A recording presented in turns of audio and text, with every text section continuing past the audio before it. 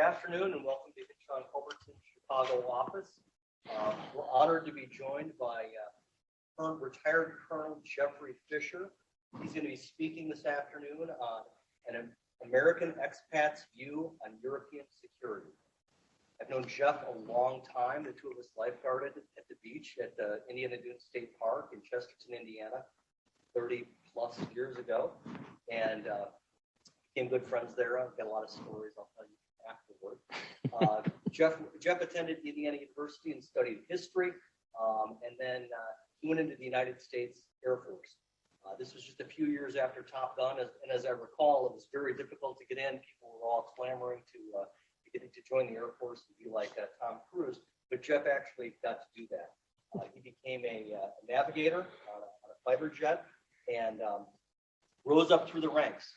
If you look at his biography, it's very impressive, all of his achievements. He's earned many medals and decorations. He's got combat missions that he flew in the Balkans, Iraq, and Afghanistan. And Jeff recently retired back in 2020 as an Air Force colonel after spending 30 years in the military. And at the time he retired, Jeff was the executive assistant to the NATO Special Operations Headquarters. And so we've got an interesting and fascinating presentation. And I thank Jeff from traveling and his family from traveling all the way from Austria to be here with us today. So Jeff, take it from here. Thanks. Thank you, Matt. First of all, I want to thank Matt. I want to thank Hinshaw and Culbertson. This is a outstanding opportunity for myself. I also want to thank my friends and family that came in locally to this. What an amazing view and an amazing building. You are very blessed to work here. I often say that there's no place like Vienna, Austria. I think I might be wrong now. I think that this is good. In the military, we normally start a presentation with a joke, and Matt told me that there's a lot of military jokes that probably would be inappropriate here. So I really didn't come up with one. But then it turns out today at lunch, and this isn't a joke, my mom took a fall on a sidewalk and ended up in an ambulance, and she's now at Northwestern University getting an X-ray because she hit her nose pretty hard. She just called and said she's going to be good, but she's not going to be able to see me speak today, and that's kind of disappointing. The reason I find that humorous is not actually that part. The piece to me that's humorous is I'm not a big fan of attorneys as a military guy, and Matt and I can be friends, but we don't talk about politics or being a lawyer. And here I am now in a law firm looking like I might need one for my mom today. So if there's any good lawyers out there on personal injury, please link up with me. And speaking to the other people out there, if you have any questions for the audience, as I understand Cheryl, who's going to be doing a good job moderating this. Cheryl, thank you so much for your help.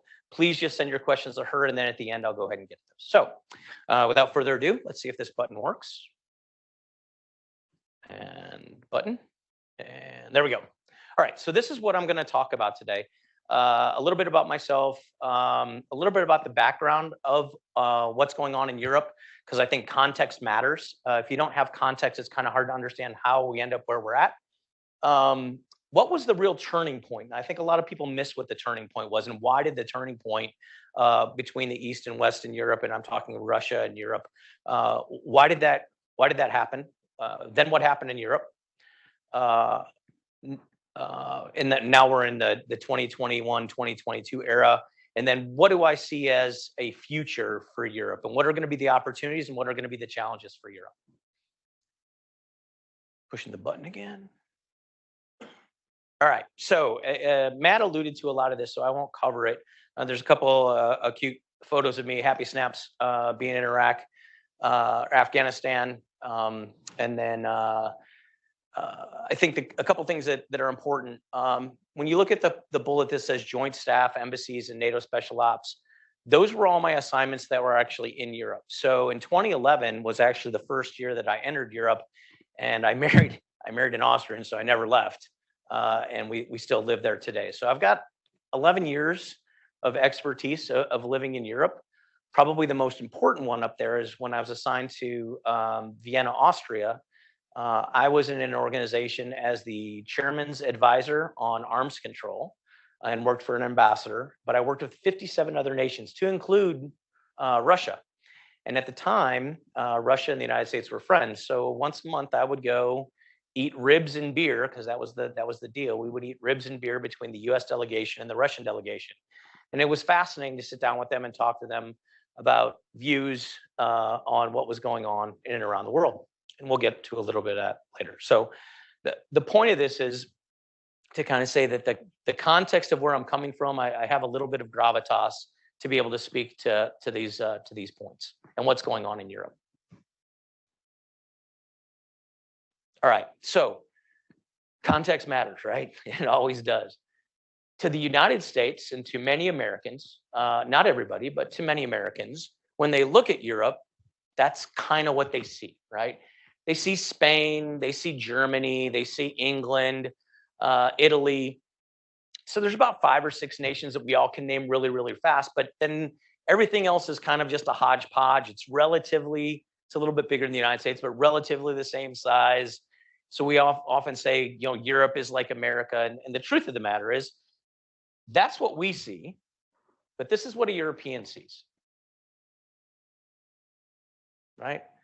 So Europe thinks that America is that little flag up there in the upper right-hand corner, right? And they are just one nation of myriad nations that they deal with on a regular basis. But more importantly, Europe isn't really just one collective entity in Europe. There's the European Union, which has some nations and some aren't in there. There's NATO, and NATO doesn't have all the nations. There's the Schengen area, the area in which you can travel through Europe without having to show your passport, but not every nation's in that. There's the Economic Council of Europe, right? And then there's the Organization of Security and Cooperation. And as crazy as this map is, and I'm not trying to get people to focus on all where the flags are, this map isn't even up to date, because as of a couple of years ago, the United Kingdom actually left the European Union. So I have a little arrow showing that they're gone from that. And then there's actually 2 nations down at the bottom that have joined NATO since the time that this map was created. So whoever created this little organization chart needs to update it. I'd really like to find a newer one on the web, but it just gets more complicated and complicated. So I think the bottom line is, Europe isn't what many Americans think it is. It's actually much more complicated than that. And those of us who've lived over there, like some of my friends in the audience here today, realize this. All right, so what's the background, right? I like to start talking about the European background from 1990 on. I know that there's a vast history before that, but I think for the purposes of this presentation, 1990 is actually the anchor point in which we should probably start. What happened in the early 90s, right, was Ronald Reagan. You had the fall of the Berlin Wall. You had what was called the peace dividend, right? Many nations that had been spending many dollars, many euros, many rubles to try and build their military, because this was the United States, the West versus East, right? America and Russia, the Cold War, that went away, right? The walls fell, okay? And everyone took the peace dividend and said, well, I don't need to build my military anymore. I can take some of those governmental dollars and move those to social programs, to welfare programs, to building roads and things like that. But I don't have to spend it on defense anymore. And what Europeans quickly found out was one big pressure cooker between the United States and Russia, while dangerous because of nuclear weapons being involved, was far less difficult to manage than 50 small pressure cookers going on all around Europe, right? Now far less dangerous, but managing those pressure cookers, whether they were, in Romania, in Hungary, in Transnistria, in Georgia, all those former Warsaw Pact nations, in the Yugoslavia, in the Balkans, those pressure cookers all were starting to set off, and it was hard to try and keep and manage and juggle all those balls. So what happened was the rise of what was at the time the CSCE, or the Conference for Security and Cooperation in Europe, which eventually became so important it became an organization. It's the Organization for Security and Cooperation, OSCE. It's located in Hofburg Palace in the middle of Vienna, is where they have their meetings and all their office spaces. Yes, I was assigned there, and yes, I drove to the palace every day. It was unbelievably nice. But what's important is all 57 nations had an equivalent voice. Nothing happened in the OSCE without consensus. 57 nations all had to agree to something. And you can imagine how difficultly challenged that is. Those people who are not proponents of the OSCE and think it's a waste of time call it the Organization for Sipping Coffee in Europe.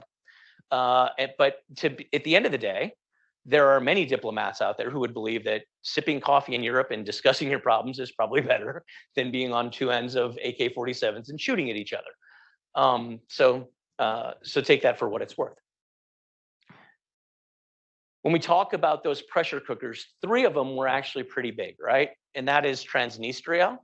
Transnistria was a portion of Moldova that tried to be a breakaway region. In that breakaway region, Russia helped them break away.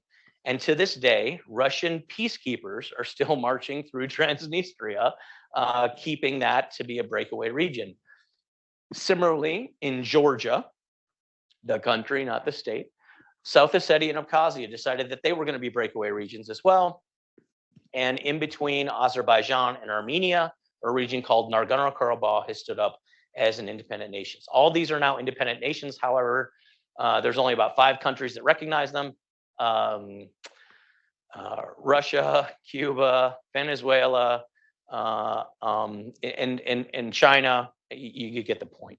But what's important is these are those small pressure cookers that started setting off, right?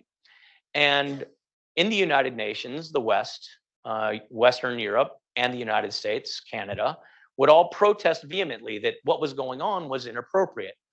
Russia, however, would argue that, hey, this is just free people trying to establish their own right to a country and to exist. And it was frustrating to the West because there was no real answer.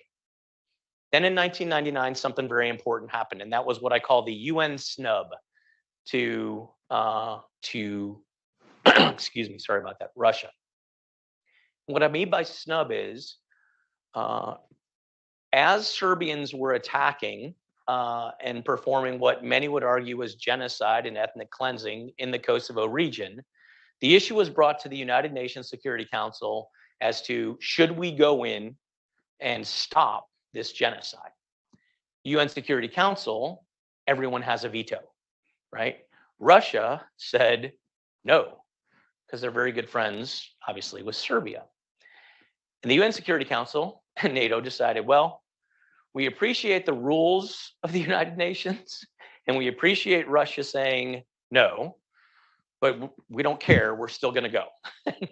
And ever since then, Russia's kind of had a craw, and they use this in all of their arguments and to say that, well, you didn't respect the United Nations then, we don't respect it now, right?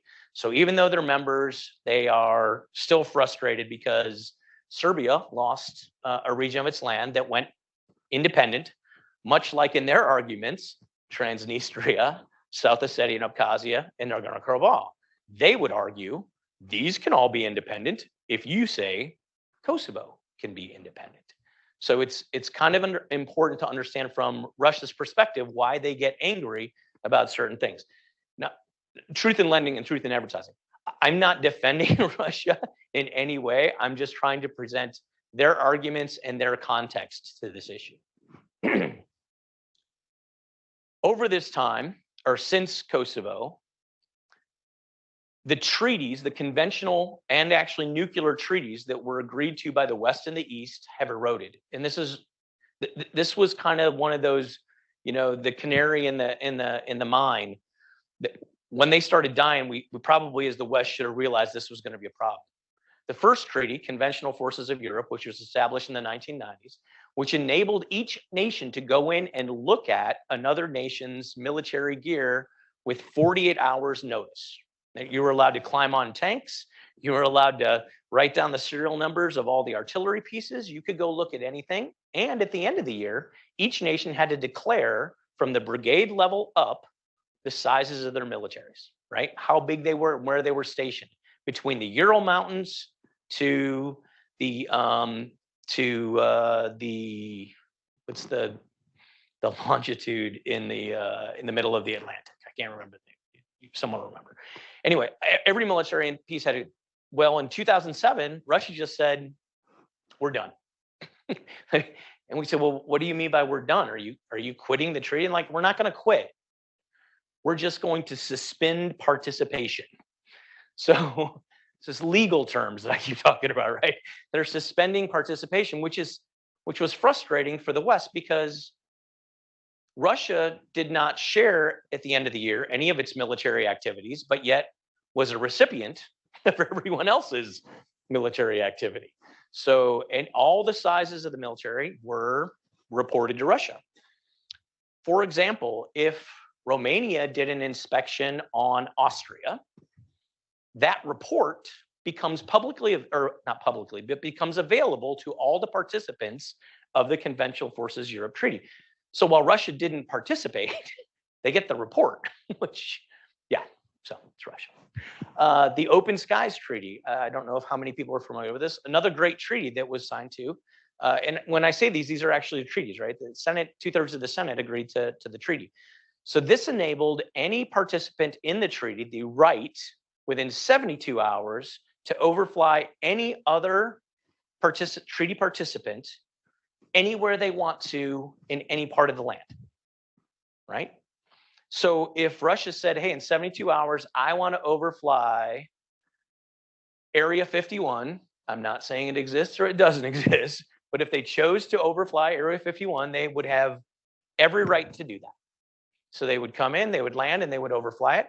We would actually put some of our crew on the airplane with them, and they would fly wherever they wanted. They wanted to fly over the White House, they could do that, right? In the 2010s, Russia started significantly limiting, right? They said, well, you can fly anywhere, but you can't fly over the Kremlin. And then not only could you not fly over the Kremlin, you know, our airplane would get in country, and for some reason, the airport that we went to would not have any more jet fuel. So our airplane would sit on the ground for 3 days waiting for jet fuel. And then we'd declare where we wanted, you know, we'd declare where we want to go. We would finally get jet fuel and we'd ready to go there. Or we'd say, hey, we don't want to go there anymore. We want to go to this place. And then all of a sudden we couldn't get a takeoff clearance, right? So it was these types of games, right? And that's enough on that. But then the nuclear treaties, and these were the significant ones, right? Because this is where everyone gets scared. When you start talking about nuclear weapons, then things get a little dicey. And START 1, START 2, there's a treaty on intermediate range nuclear missiles, and there was reports that Russia was breaking this in the mid 2010s, and Russia chose to say no, we weren't, but we couldn't inspect.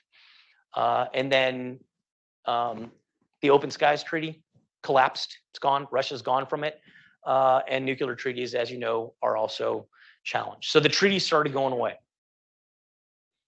2014, and that happens up till 2014. Now, in 2014, I call this the muted turning point. And what's fascinating to me is it's probably one of the few times in history where I believe I was actually at the place in time where history turned.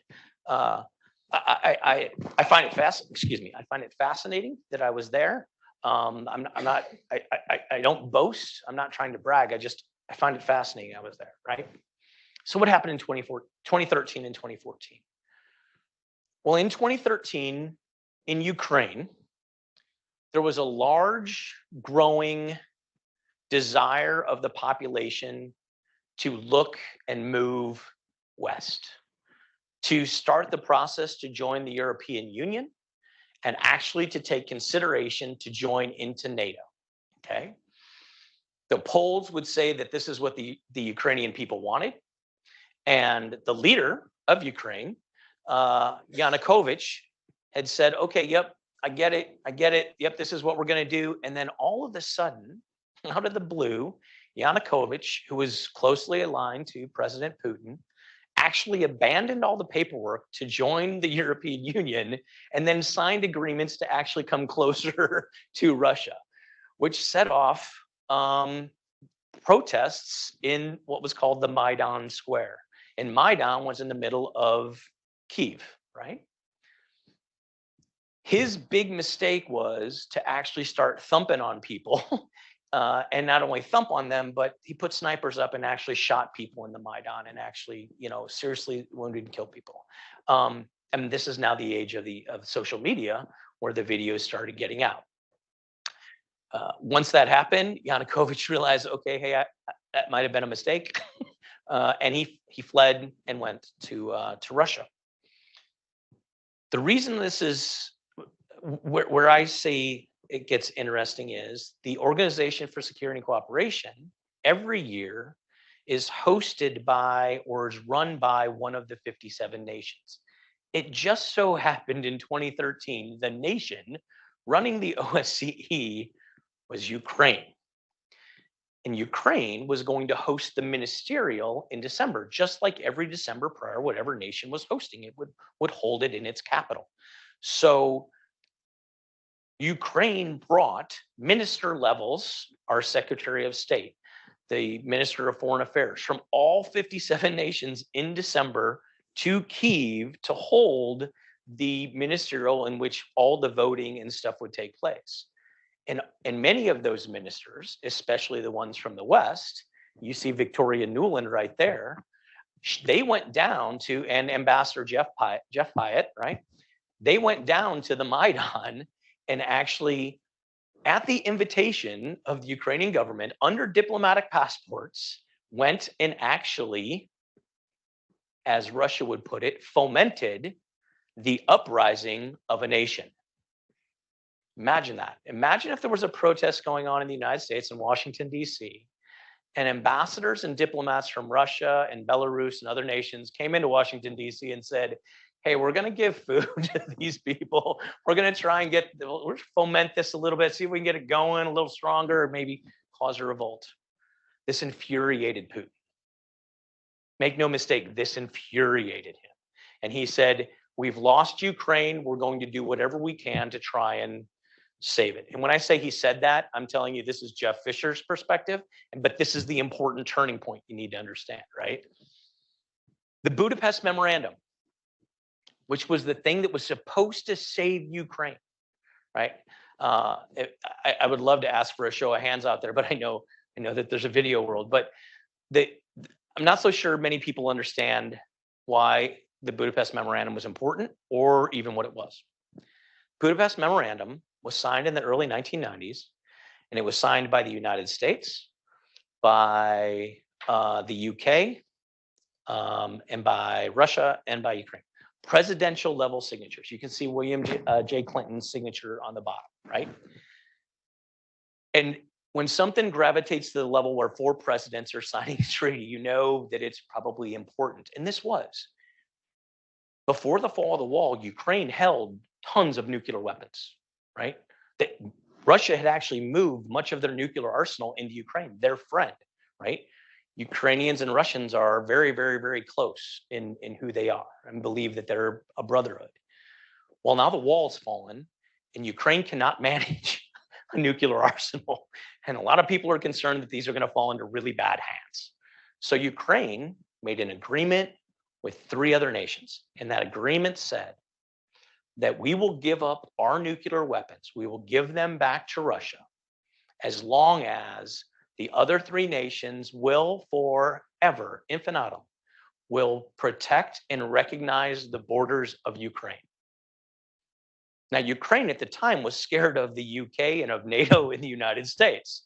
Turns out their fear was probably a little misplaced because it was actually Russia that violated the borders in 2014 by little green men coming into Crimea, right?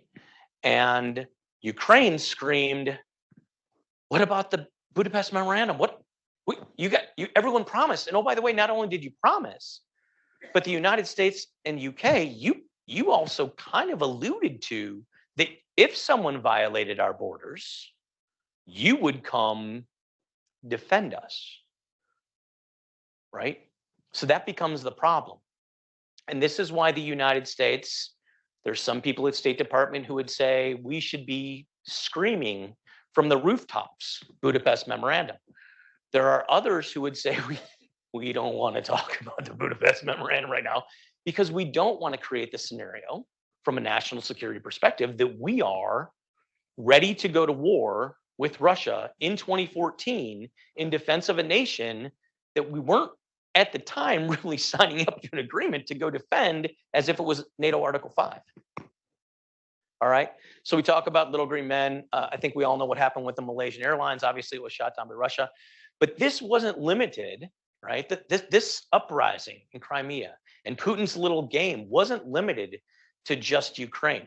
The picture on the bottom, by the way, I wanted to talk a little bit about the picture underneath Secretary Nuland was actually when the OSCE went into Crimea to actually try and do an inspection. That is what they were greeted by.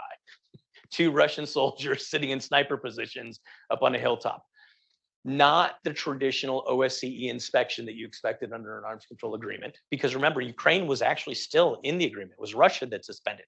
But now you've got Russian forces there willing to shoot unarmed, diplomatically protected inspectors. Not only did they consider shooting them, but a German team went in, and the German team was actually captured, according to the media, not by Russians, but by separatists who took them in.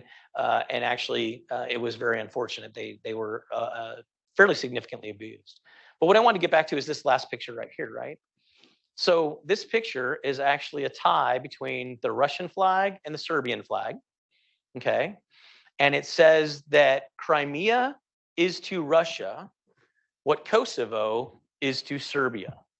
So here is the mantra is coming around. Like, if we can't get these countries to come to us and want to be part of the East, part of Russia, we're just going to go in and start taking them, right? And then war breaks out, and that's where we are. Europe was blindsided. They did not see this coming, right? At least the big part of Europe, right? So when I talk about Europe, I'm going to break it into old Europe and old NATO and new NATO, right? So old NATO, the nations that were in for a very, very long time, Germany, France, Spain, Italy, Belgium, I would argue that they overestimated the 1990 peace dividend, that they basically just stopped. They stopped really investing heavily in their defenses.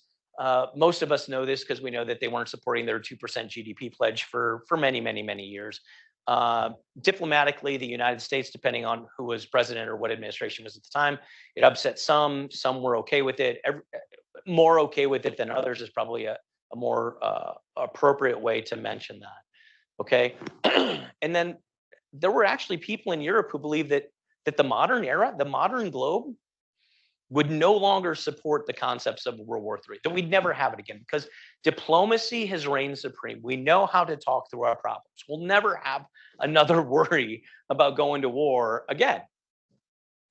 Fortunately, probably not the smartest stance, okay? The reason some of them thought that is because, at least financially or in an energy sector, many of these nations made Russia a partner, right? Like, well, if we partner with them from a financial perspective, if we rely on them for energy, we give them money, we support them economically, why on earth would they turn on us, right? So that was part of the thought. The newer NATO nations, with the Baltics, right? Part of the countries that are down in the Balkans, Romania, Poland, especially, right? And Hungary, they remember, they remember old Russia, right? So they never really bought into this peace is going to reign supreme. They had long memories, right? And what they quickly did was they leveraged their DoD relationships, and I'm actually honored to have in the room today. When I was the senior defense attaché in Kosovo, my defense cooperation officer and bilateral affairs officer, Jody Marty, who is here. She drove in all the way from Iowa to be here. And that bullet is dedicated to her and all the other people who worked in what was called, and it's probably one of the greatest programs that the U.S. Defense Department had for Europe, and it's gone completely unrecognized. And that's called the State Partnership Program, right? So these nations actually partnered with a state. Kosovo is partnered with Iowa. Serbia is partnered with Ohio. And each one of these old former Warsaw Pact or all the other nations that were, under communist rule that came out, the United States immediately assigned them a National Guard team to be a state partner. And the reason was quite simple. If they were going to come into NATO, they needed to understand Western tactics, strategies, and doctrine. They couldn't function alongside of us, and we couldn't co-join if they were fighting under Russian doctrine as a NATO member, right? So they all jumped in quickly and said, all right, teach us. We'll shed everything. We'll recognize our NCOs. We'll become a professional military. We'll completely get rid of conscription. We want to be like you, okay? Which worked out great, okay? And then some of the other nations, what they saw was this long-standing counter-Russian narrative, right? So on the border of Lithuania, even today, there's the Radio Free Russia that transmits into Lithuania, trying to tell the Russians in Lithuania how poorly they're being treated, that that the true Lithuanians are racist against Russians, and they should rise up. And you hear this thing over and over and over again. It's really unfortunate, right? And then finally, on this slide, since since the Europeans, at least the big ones, kind of believe that there'd never be a war again, and the United States was, we were focused in Iraq and we were focused in Afghanistan, and militaries cost a lot of money. We removed all of our heavy tanks in 2013. Last one rolled out of Europe, and the USARA commander, U.S. Army Europe, Lieutenant General Ben Hodges, screamed up and down from the tops, like, I don't have a heavy military anymore. Right? I'm not kidding. Russia, I think, is coming. I talked to a lot of these other chiefs of defense, and they tell me that something's going to go on really bad here. And we moved them all out. Now the question is, are we going to move them back? That remains to be seen. We're right now doing everything we can to help Ukraine. Right. So if you could run the video while this slide's up, please, I'd really appreciate it. So this slide kind of is important. I'm going to take a little bit of a vector away from the briefing and talk a little bit more about context. And I wanted to do it at this point because I believed it was more important. And that is the consensus of a paranoid 28 plus the United States and Canada. Americans, when we talk about borders, right? The border of Massachusetts has been the border of Massachusetts since 1776. It hasn't changed, right? And other than for the Civil War, for well over 2 centuries, we've kept our borders pretty consistent. The video, if the gentleman in the back can get it to play, will show you what's happened to European borders over the last 200, 300 years, right? They move all over the place. The Austrian-Hungarian Empire is no longer, right? The Germany's trying an invasion to take over the world. There was there's been the British Empire, there's been the French Empire, the Spanish Armada. Everyone, even though they're friends and they're all Europeans, they've all attacked each other numerous times. So even though they're in an alliance, I would argue they're still paranoid, right? And if you talk to them after a while and you start peeling back the onion of these people, you realize they're really happy to be in NATO, but sometimes they don't necessarily trust the nation to their left or to their right or to north or to south, okay? And that's understandable, right? NATO is hard, but it's important, right? Okay, that went really bad. I'll just keep talking for a second. Trying to get 30 nations to agree on something, especially when you have, as I spoke in the last slide, old NATO nations and new NATO nations. Getting them to see a boogeyman the same way is one thing. Getting them to react to a boogeyman is completely different. NATO cannot move fast. It was never intended to. NATO doesn't have like a 48-hour rapid reaction force that's going to go somewhere and thump on somebody. They just don't have that capability, right? But there's many people, I among them, who would argue that the alliance of NATO and the voice of 30 is just as powerful as at least the combat capability. While the combat capability might show up a little bit later, okay, because it took a little longer to get there, the mere fact that there's 30 nations aligned to go do something is significantly important, right? And when I talk about NATO and getting to a fight, it's also important to remember that the largest force is also the furthest force.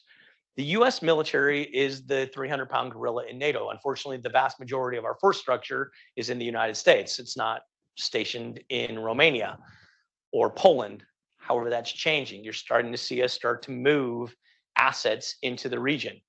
Another thing that's infuriating to Russia, because Russia and the United States have an agreement that says the United States will not bed down permanently will not bed down forces in any former Warsaw Pact nation or any new member of the alliance after 1990, right? So that's Poland, Hungary, Romania, Bulgaria, all these places. Lithuania, Latvia, Estonia. So now you're probably reading in the news, you hear US forces are flying air policing missions out of Latvia, Estonia, and Lithuania. Yes, we are. But those are rotational TDY forces, not permanently assigned. Russia says, well, define permanently assigned. You've been doing it for 2 years. At what point is it not permanent? Well, if you keep rotating the force, by definition, that's a tour of duty, right? I talked a lot about this. I think it's important to realize, and I always like to point it out. So the president of France had said that, you know, NATO is becoming brain dead. He doesn't see a need for NATO. He's really pushed really hard to create a European Union military, because under the Trump administration, he and many other European leaders would have made the argument that the US and Europe have very differently aligned fundamental values on where they think security should go. Of course, France was one of the nations that wasn't paying their 2%, and the Trump administration was pushing him very hard to do that. So this was one of his reactions. Unfortunately, this probably didn't age as well as he'd hoped it would age after Russia completely has tried to devastate Ukraine. And I really love this phrase, and it's one that that one of the 4-star generals, General Walters, who's actually just retiring out of SACEUR and EUCOM commander. He pushed really hard, as did General Breedlove, to actually try and go together instead of go alone, because you can go much farther. And it's one of my favorite phrases. So, I think the video is going to hold me up.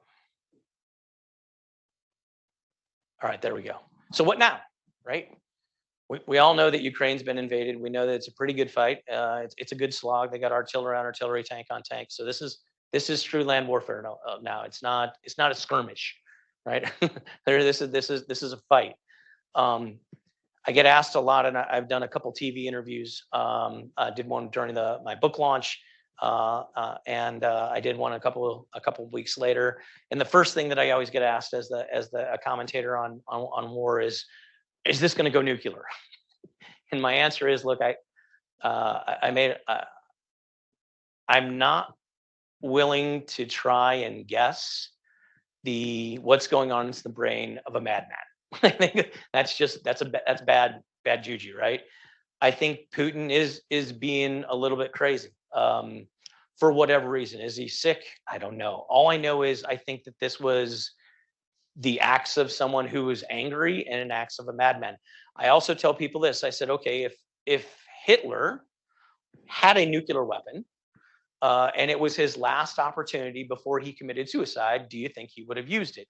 And I think when you put it in that context and you let people draw their own conclusions, they go, oh, okay, well, yeah. So, the key question now for our diplomats is we can't put Putin into a corner, right? And that's the big challenge. How do you get Putin to walk away from this and not be put in a corner where he has to fire out like a tiger or a caged bear, a caged lion, right? I don't know the answer to that. I know a lot of my friends who are really smart at State Department and other ministers of foreign affairs are trying to figure that answer out. I also will tell you that I think this. I was speaking to my former ambassador, a week ago, because there was a discussion about Russia had gone to Macron in back channels and said, "Hey, could we get a ceasefire for a couple days to try and see if we can come to a peace agreement?" So Putin had asked France to negotiate on his behest because he didn't want to do it on his own. And when I talked to my ambassador, I'm like, I pray that Ukraine does not do this, because I don't believe, number one, that Putin had any desire to actually come to the peace table.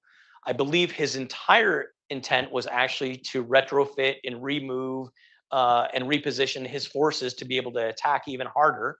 And then the most important thing is if you think long term, if he did actually bring in more forces, if he did bring in more ammunition, and he did actually continue the fight, at the end of that, where the UK now say he's lost 1/3 of his entire military force, what happens when he loses 1/2 in another month and a half? I mean, how far into the corner do you want to push him? So that's the issue, right? That's why I didn't like that. I would love to see peace over Europe. I'm a military guy. I think war is one of the ugliest things in the world. But sometimes it's necessary, especially when there's evil people out there. I do want peace. I just want it as soon as possible with the smallest amount of casualties. And I don't think that peace agreement, I've said my 2 cents. I'll leave it there, right? So the next bullet on the slide talks about the European army, right? And we talked a little bit on the earlier slide about President Macron and saying he wanted one. I will tell you, I think that is probably gone, right? I think that's going to the back burner. I don't see anyone pushing this any further. One of the interesting things about the European Union's military, it's a small segue, is this.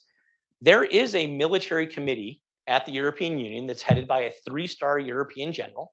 In this case, it's actually an Austrian general this time.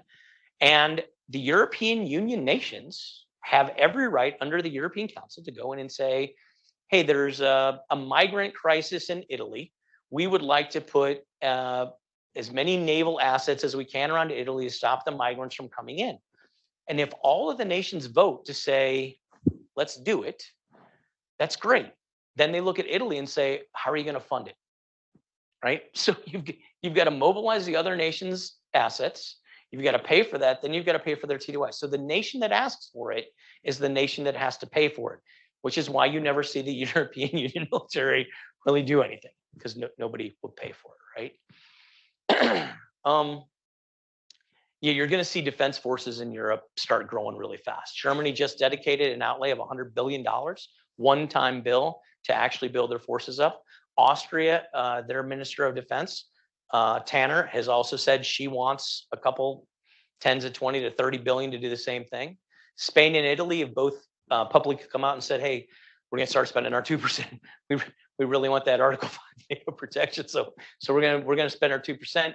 And then the United Kingdom, who actually has been spending and been heavily invested in their military relative to their size, is actually going to increase that, right? You see on the slide that Finland, and that's not news, right? Everyone knows that Finland and Sweden are actually going to join NATO.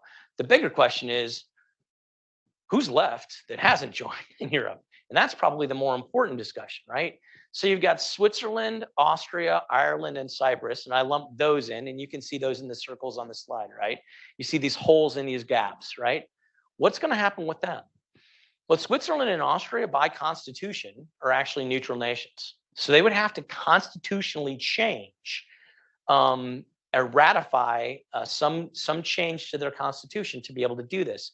And I don't see that happening.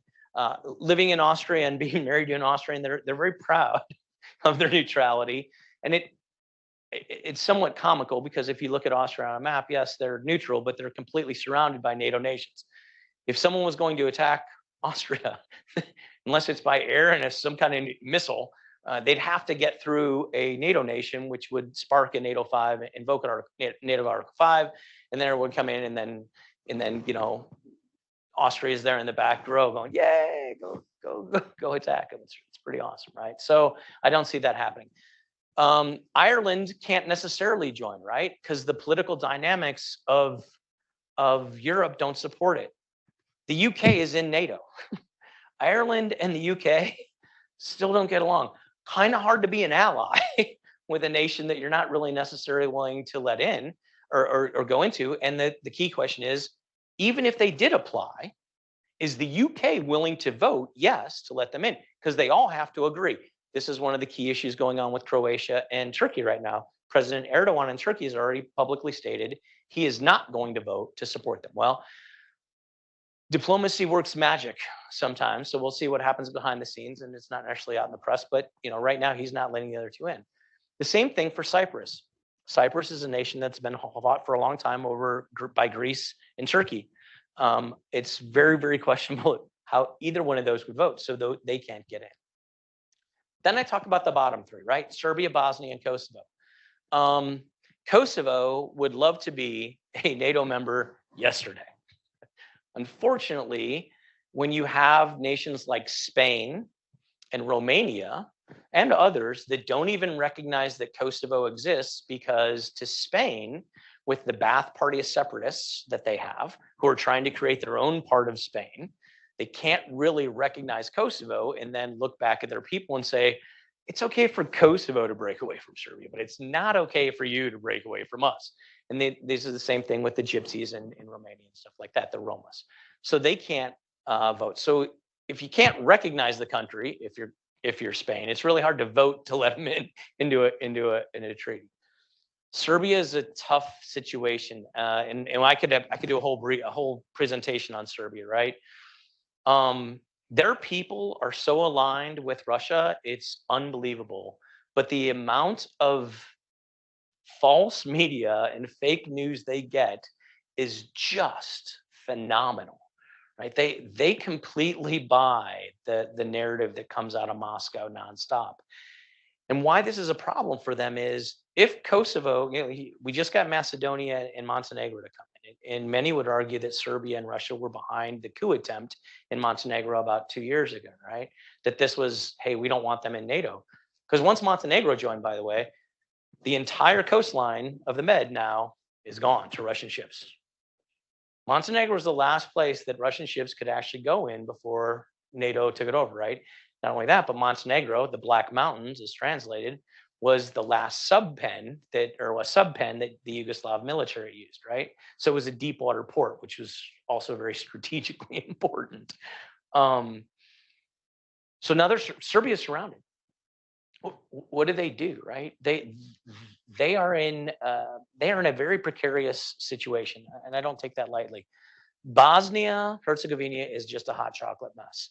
And this is one of the examples where I would argue that diplomacy may have gone a little awry. There's three key factions, right? And three segments, ethnic segments of Bosnia. And those three don't get along. And the diplomacy way to solve them to stop fighting was to create three presidents of the country. And at any given time, for an 8-month period, one president was the senior president, and the other two presidents were the junior presidents. And then every 8 months, they'd rotate over a two-year cycle. So when one would be president, he would try and undo all the things the other guy did, then do whatever he could do, but then he'd be gone. Then the next guy. So their government is completely stagnated. They really truly have no good government, and it's just frustrating the people. So this is another one of those hotspots that I would argue that it's going to be a challenge for us. I'm almost done, promise. All right. So what does it mean for the defense industry, right? Where's the money? What's going to happen over the next 10, 15 years if you're an investor, or if you're a lawyer that wants to figure out where you can get good clients? I would tell you that I think, and this is Jeff Fischer speaking, right? It's not the Defense Department. I'm not a colonel right now. I'm retired. This is going to be bad news. The way that the war is unfolding in Ukraine is going to be bad news for the U.S. military. And here's why. It is clear our technology is far more superior than the intelligence entities, ours and our allies, predicted. We are decimating and destroying what is considered, the creme de la creme of the Russian military. T-90 tanks just having their turrets blown off by $100,000, $200,000 Javelin missile. The economies of scale here are ridiculous, right? I don't even know how much a T-90 tanks cost, but I know it's more than $200,000, right?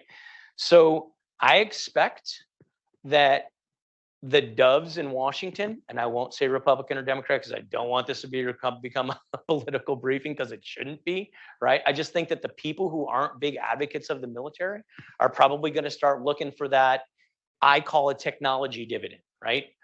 We could take some of those Defense Department dollars and actually now put them to either paying down the debt, or we can put them to some of the social programs that have been suffering, Social Security and other things.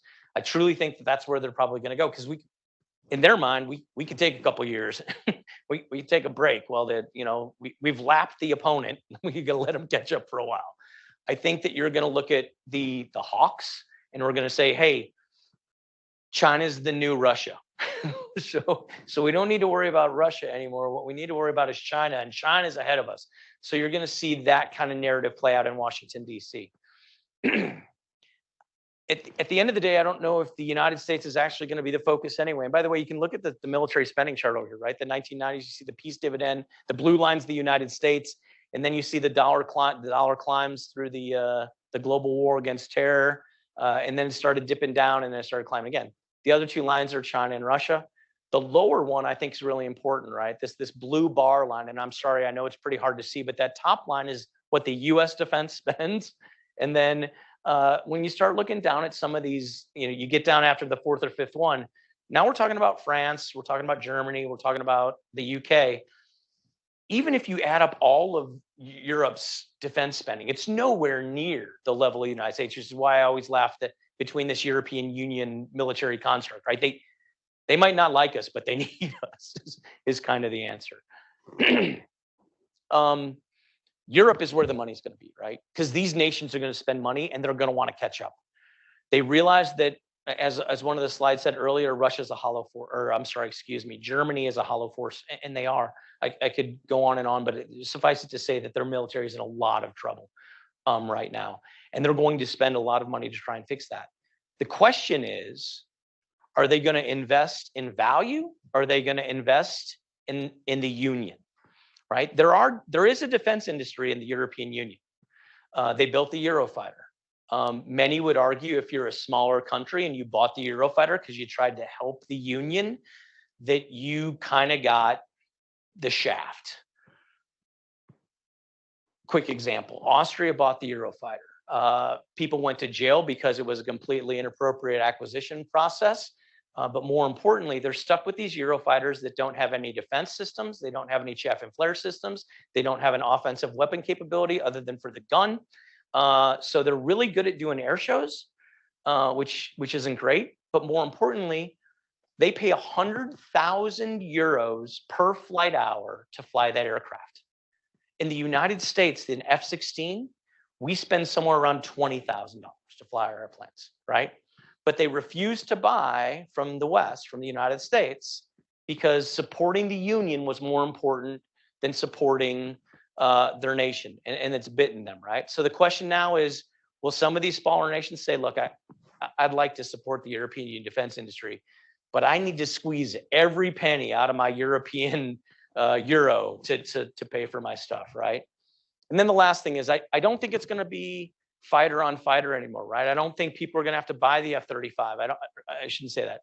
I don't think leadership in other countries are going to see the need to buy the F-35. They're going to look at some of the weapons that are superstars out of the war in Ukraine and go, I want that. These Javelin missiles that are cheap, like the economy of saving money in the war is massive. These Bakhtari Turkish UAVs that are just plunking off, Russian forces, and the Russians aren't shooting them down.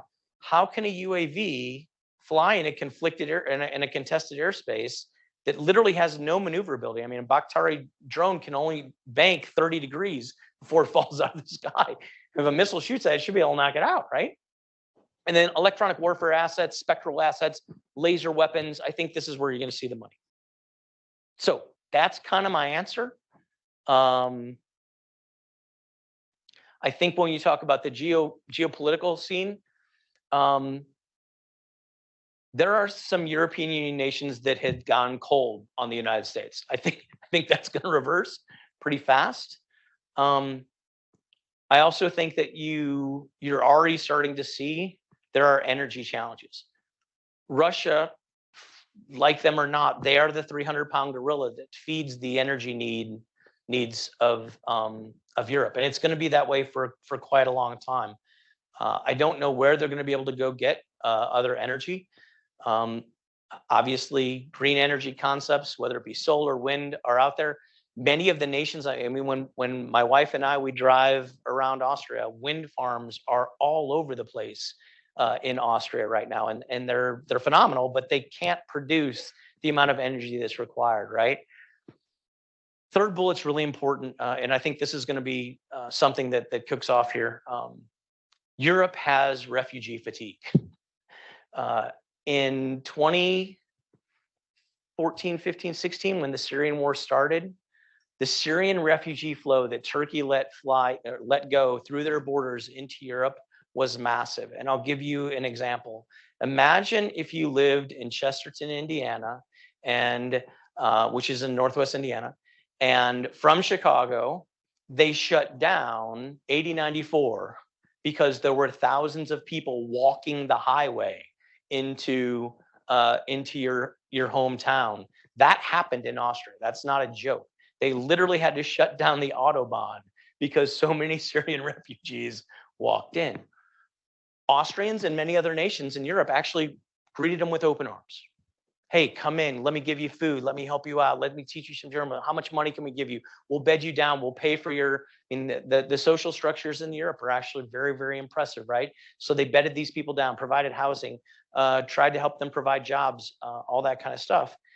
But then the social conflict between what it was like growing up in Syria versus being a Western European started to rear their ugly head.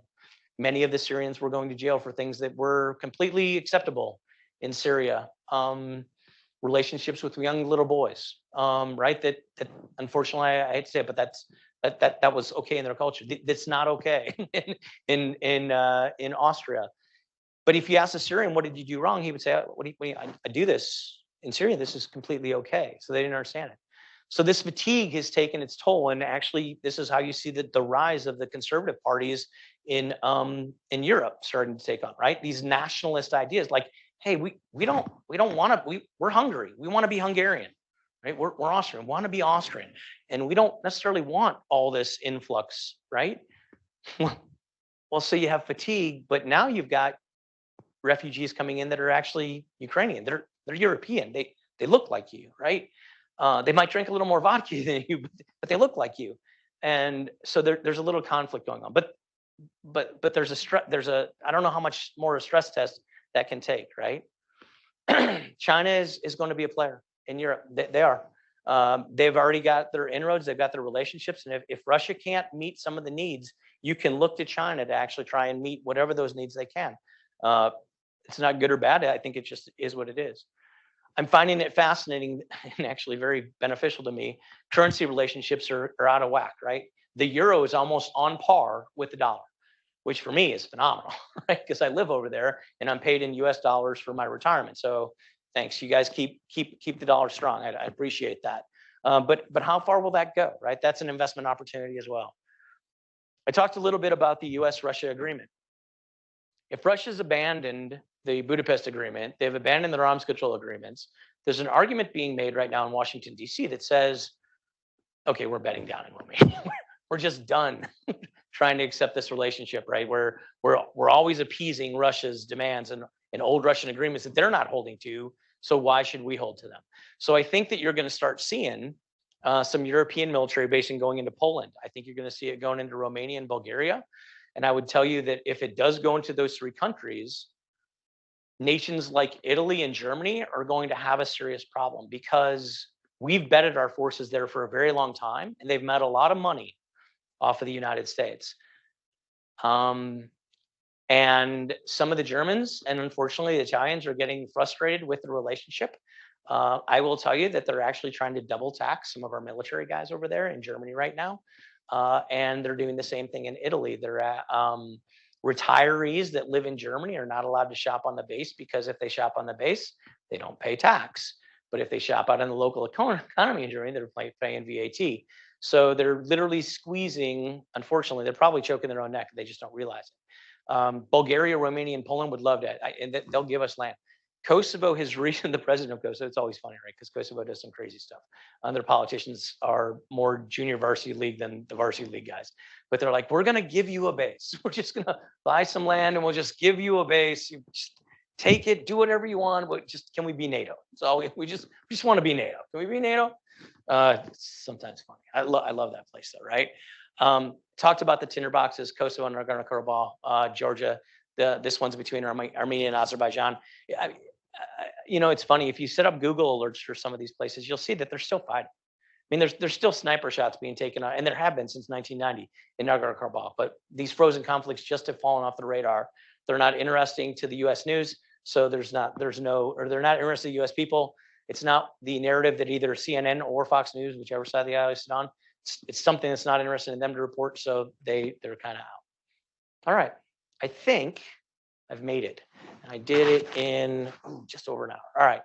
So again, I want to thank Matt for coming out to Austria and drinking at Oktoberfest with me. It was actually a wonderful time. I do have a book out. It's called Live Range. I've been published a couple times on the Defense Post. If you're interested in hearing more about my views on Ukraine, I've also been published in Balkan Insight, and it talks a little bit about the challenges that Serbia sees. Thank you very much, Jeff Fischer, for joining us. It was a fascinating, interesting presentation. We really appreciate you coming all the way over from Austria and being here today. So thank you very much.